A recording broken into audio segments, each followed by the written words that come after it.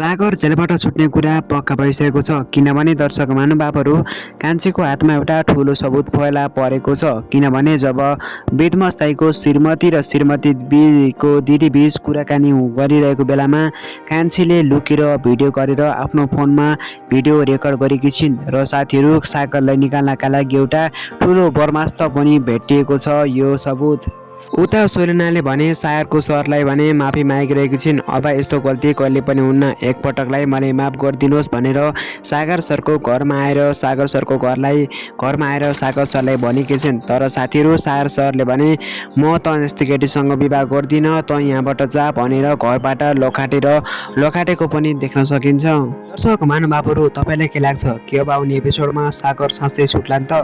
के साथीहरू सोनिनाले आफ्नो गरेको गल्तीको सजाय पाउलिन् त? उता मितदाईको श्रीमती र श्रीमतीको दिदीले पनि सजाय पाउलान् त? तपाईँलाई के लाग्छ कमेन्ट बक्समा कमेन्ट गर्न भने नछुटाउनु होला। र साथीहरू हजुरहरू हाम्रो च्यानलमा नयाँ हुनुहुन्छ भने हाम्रो च्यानललाई पनि सब्सक्राइब गर्नु होला, किनभने यस्तै सिरियल सम्बन्धी अपडेटहरू लिएर आउने नै गर्छौँ। र साथीहरू हजुरहरूलाई कान्छी सिरियल मनपर्छ भने कमेन्ट बक्समा गएर कान्छी पनि लेख्नु होला।